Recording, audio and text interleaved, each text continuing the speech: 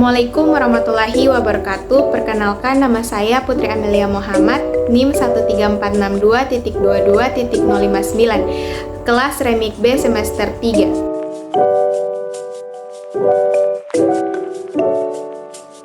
Analisis berkas rekam medis adalah proses pemeriksaan secara rinci terhadap dokumen medis pasien yang mencangkup catatan medis, hasil tes, diagnosis, perawatan, dan informasi lain yang terkait dengan kesehatan seseorang. Tujuan utamanya yaitu untuk mengevaluasi dan memahami riwayat kesehatan pasien, kemudian memahami kondisi medis yang sedang dihadapi, serta membuat keputusan medis yang tepat berdasarkan informasi yang terdokumentasi.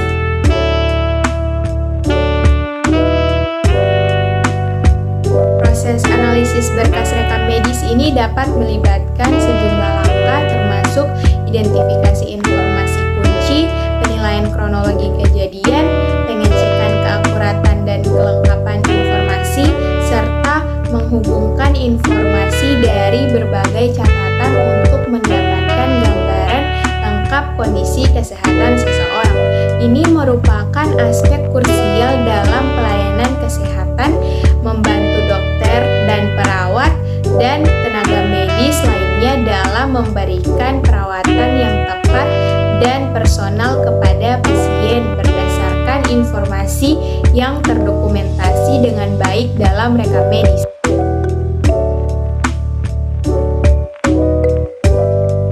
Kemudian metode analisis yang saya gunakan yaitu metode analisis kualitatif.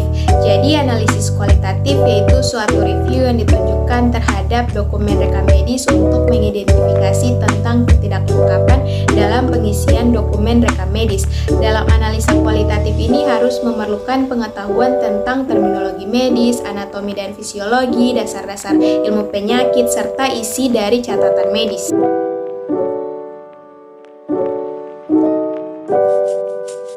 Jadi tujuan dari analisis kualitatif ini yaitu yang pertama agar rekam medis lengkap dan dapat digunakan bagi referensi pelayanan kesehatan dan melindungi minat hukum sesuai dengan peraturan yang ada. Kemudian yang kedua itu menunjang informasi untuk aktivitas penjamin mutu quality assurance. Kemudian yang terakhir itu membantu penetapan diagnosis dan prosedur pengkodean penyakit.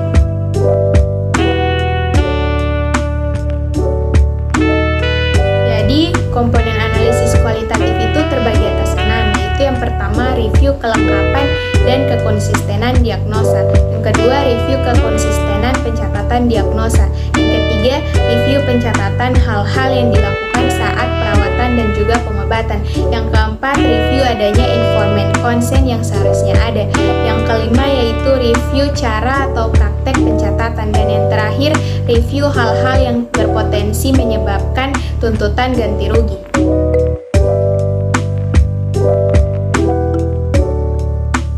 Jadi instrumen yang saya gunakan yaitu mengambil data penelitian dari jurnal yang berjudul Analisis Kualitatif Dokumen Rekam Medis Penyakit Unstable Angina Pectoris di RSPKU Muhammadiyah Selogiri.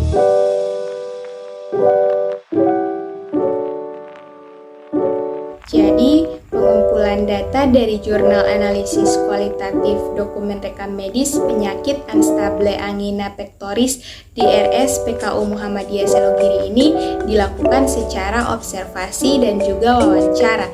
Kemudian pengolahan datanya dilakukan dengan cara collecting, editing, dan klasifikasi. Kemudian penyajian datanya yaitu sebagai berikut.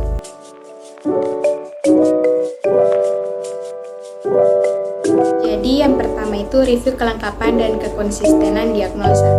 Hasil perhitungan analisis kualitatif pada review kelengkapan dan kekonsistenan diagnosa ini yaitu pada diagnosa masuk, diagnosa utama, dan juga diagnosa komplikasi dapat dilihat secara rinci pada diagram batang sebagai berikut.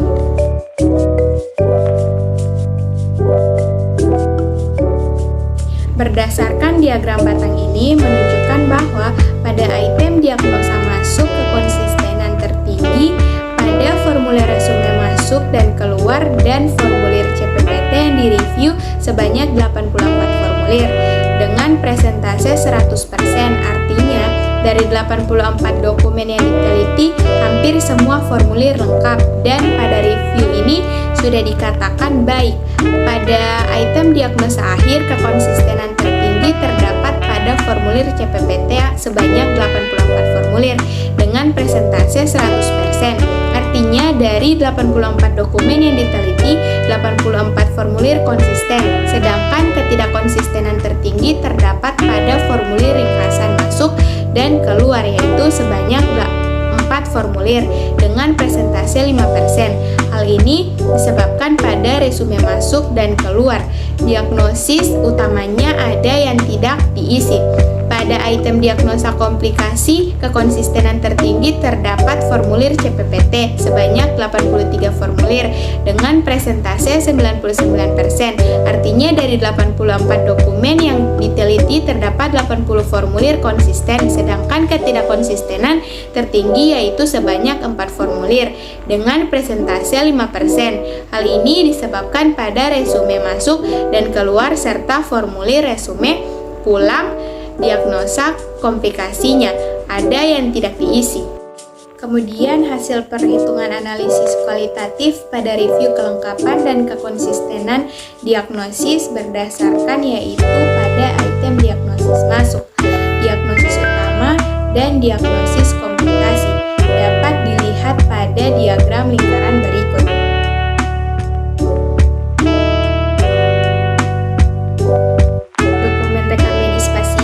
Dapat dikatakan lengkap dan konsisten apabila pada formulir ringkasan masuk dan keluar, formulir resume pulang, dan formulir CPPT terisi dengan lengkap dan berkesinambungan.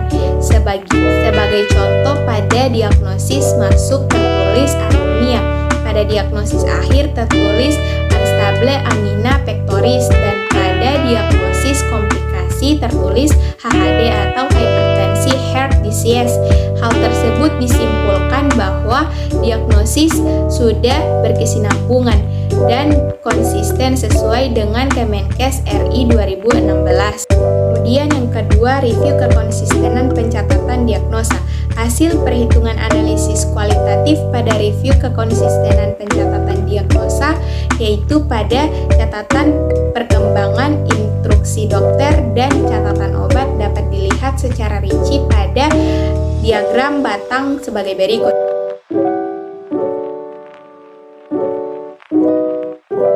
Konsistenan pencatatan diagnosa berdasarkan diagram batang menunjukkan bahwa pada item catatan perkembangan kekonsistenansian tertinggi terdapat pada formulir CPPT yaitu sebanyak 84 formulir dengan presentase 100%. Artinya dari 84 dokumen yang diteliti terdapat 84 formulir yang konsisten, sedangkan ketidakkonsistenan tertinggi terdapat pada resume pulang yaitu sebanyak 7 formulir dengan presentase 8%. Hal ini disebabkan karena pada formulir resume masuk dan keluar catatan perkembangan banyak yang tidak dicatat. Pada item instruksi dokter, kekonsistenansian tertinggi terdapat pada formulir CPPT yaitu sebanyak 84 formulir dengan presentase 100%. Artinya dari 84 dokumen yang diteliti terdapat 84 formulir yang konsisten, sedangkan ketidakkonsistenan tertinggi terdapat pada formulir resume masuk dan keluar yaitu sebanyak 4 formulir dengan presentase 5%. Hal ini disebabkan karena pada formulir ringkasan masuk dan keluar, item instruksi dokter banyak yang tidak diisi.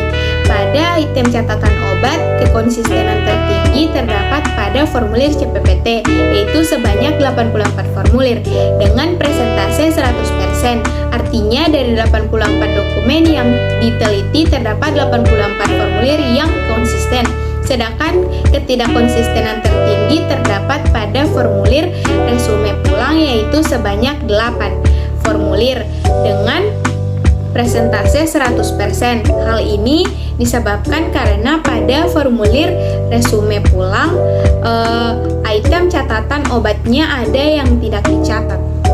Kemudian hasil perhitungan analisis kualitatif review kekonsistenan pencatatan diagnosa pada catatan perkembangan instruksi dokter dan catatan obat dapat dilihat pada diagram lingkaran berikut.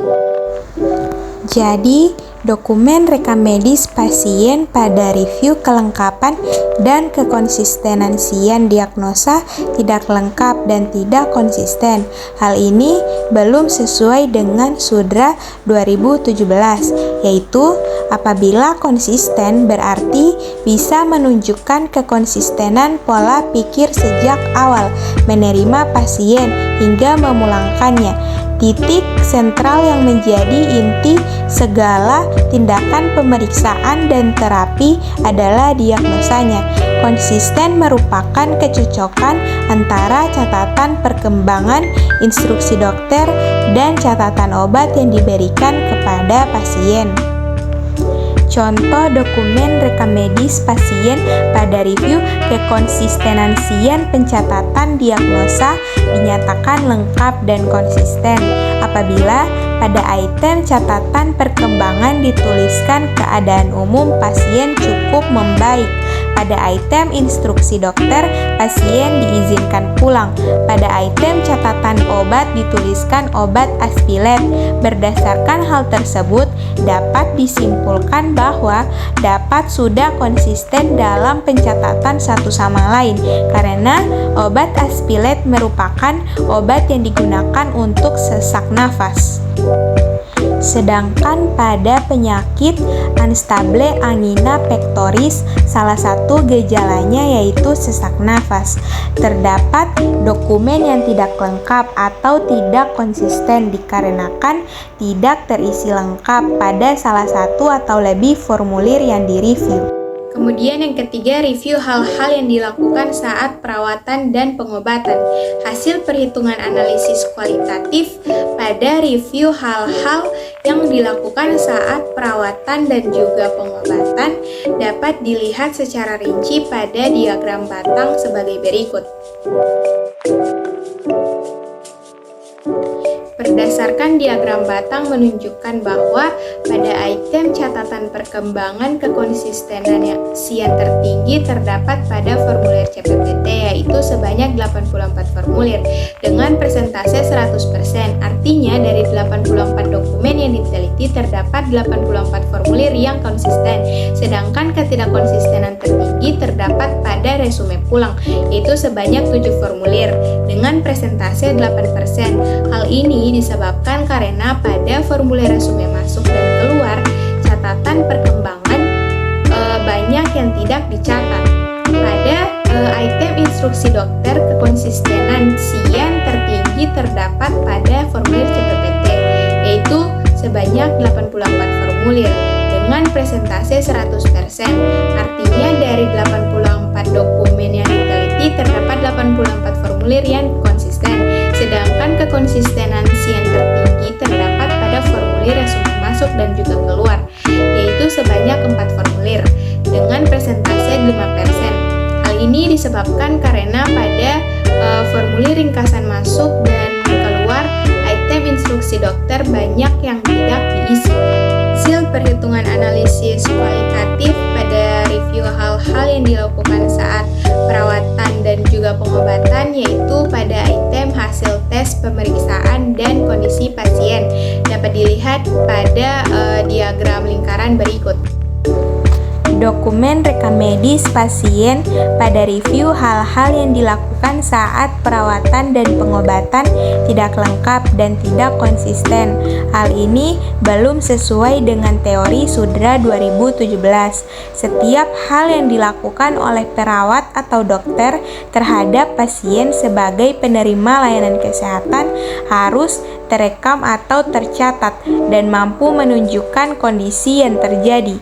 Maka runtutan kegiatan yang dilakukan terhadap pasien dapat diikuti sejak dari setiap rencana tindakan beserta hasil-hasilnya akan menjadi dasar peninjauan rasionalitas pelayanan terhadap pasien tersebut. Konsisten merupakan kecocokan antara hasil tes pemeriksaan dan item kondisi pasien yang direview. Dalam review, hal-hal yang dilakukan saat perawatan dan pengobatan bisa dikatakan lengkap dan konsisten apabila pada formulir pemeriksaan penunjang pada item hasil tes pemeriksaan terisi lengkap dan berkesinambungan dengan formulir ringkasan masuk dan keluar, formulir resume pulang, dan formulir CPPT.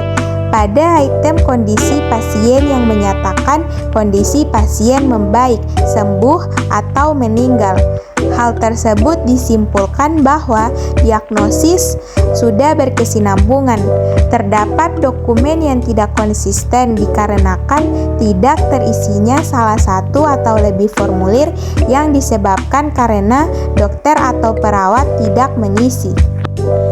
Berbeda dengan penelitian yang dilakukan oleh Dila Cardilla dan Diana Barcela mengenai analisis kualitatif dokumen rekam medis kasus aborsi tidak lengkap dalam aborsi spontan di RSUD Kabupaten Ciamis tahun 2016. Pada review hal-hal yang dilakukan saat perawatan dan pengobatan, dari 60 dokumen yang diteliti didapatkan hasil 49 dokumen konsisten dengan persentase 81,7%. Sedangkan pada penelitian yang dilakukan oleh Novita Nuraini dan kawan-kawan mengenai analisis kualitatif dokumen rekam medis rawat inap pada pasien tuberkulosis paru, pada review hal-hal yang dilakukan saat perawatan dan pengobatan, dari 30 dokumen yang diteliti didapatkan hasil 11 dokumen lengkap dengan persentase 36,67%. Yang keempat yaitu review terhadap informed consent. Perhitungan analisis kualitatif pada review terhadap informed consent ini tidak direview karena berdasarkan hasil penelitian dokumen rekam medis pasien rawat inap penyakit unstable angina pectoris tahun 2021. Pada review terhadap informed consent dilakukan penelitian, akan tetapi formulirnya tidak ada karena tidak terdapat tindakan operasi atau tindakan yang memerlukan formulir informed consent untuk penyakit unstable angina pectoris di Rumah Sakit PKU Muhammadiyah Selogiri. Apabila terjadi kegawatan atau diperlukan tindakan operasi jantung, maka pasien akan dirujuk ke rumah sakit yang fasilitasnya lebih lengkap. Kemudian yang kelima yaitu review cara atau praktik pencatatan. Hasil perhitungan analisis kualitatif pada review cara atau praktik pencatatan yaitu pada item tidak ada cairan tip X, tidak ada coretan tanpa paraf, dan tidak ada singkatan tidak baku. Dapat dilihat secara rinci pada diagram batang sebagai berikut.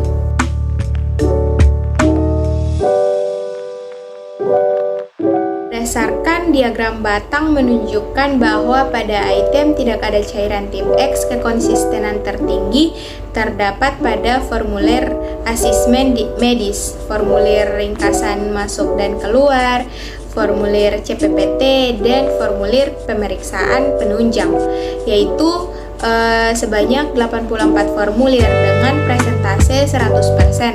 Artinya dari 84 dokumen yang diteliti terdapat 80 formulir yang konsisten, sehingga bisa dikatakan pada reviewnya sudah baik dan karena tidak ada cairan tip X. Sedangkan ketidakkonsistenan terdapat pada formulir resume pulang, yaitu sebanyak 1 dokumen dengan presentase 1%. Hal ini dikarenakan pada salah satu dokumen tidak terdapat resume pulang.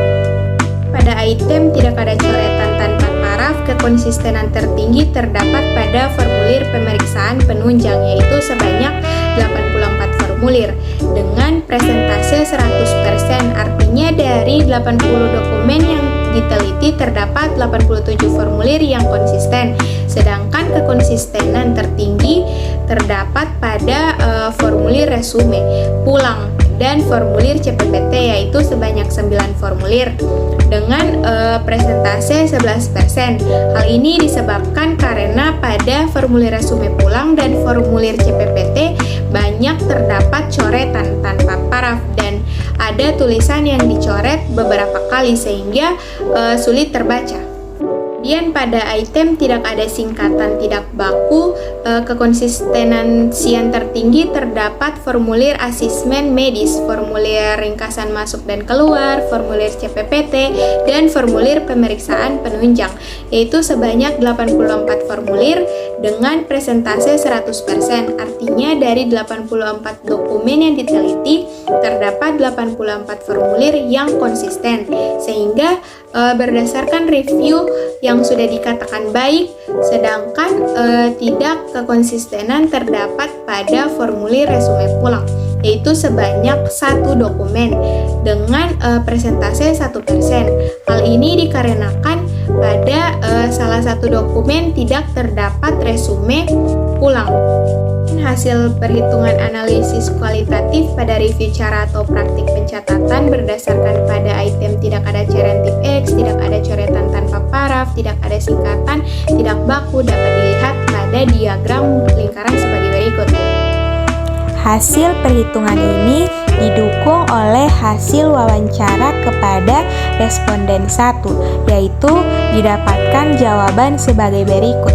Ketidaklengkapan terletak pada tulisan atau isi rekam medis pasien yang salah. Penulisan dicoret beberapa kali dan terkadang tidak diparaf. Dokumen rekam medis pasien pada review cara atau praktik pencatatan tidak lengkap dan tidak konsisten. Hal ini belum sesuai dengan teori Sudra 2017. Jika terjadi salah tulisan, maka untuk memperbaikinya tidak boleh menyebabkan tulisan yang salah menjadi tidak terbaca.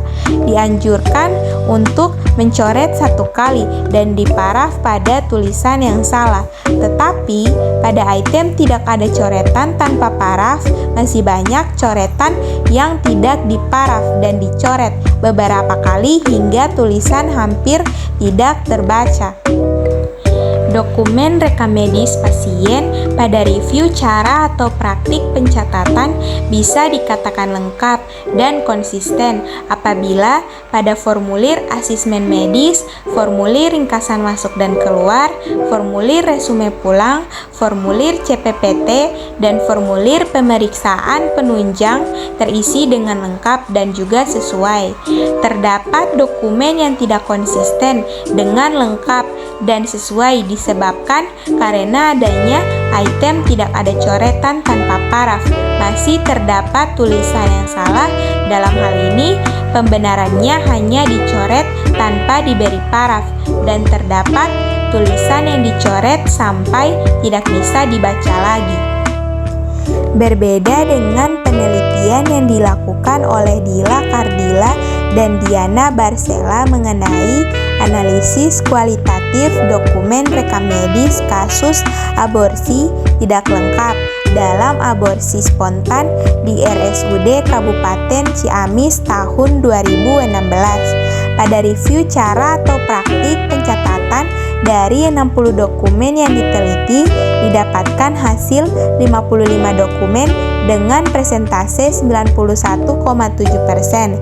Tulisan terbaca berdasarkan 3 orang, 43 dokumen dengan presentase 71,7%, singkatan baku, 60 dokumen dengan presentase 100%, hindari sindiran, 53% dokumen dengan presentase 88,3%, pengisian tidak senjang, 60 dokumen dengan presentase 100%, tinta sesuai standar yang digunakan.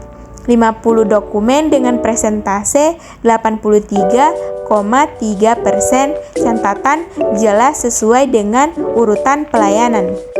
Kemudian yang terakhir yaitu review hal-hal yang menyebabkan ganti rugi. Hasil perhitungan analisis kualitatif pada review hal-hal yang menyebabkan ganti rugi dapat dilihat yaitu pada item cara bayar. Dapat dilihat secara rinci pada diagram batang sebagai berikut.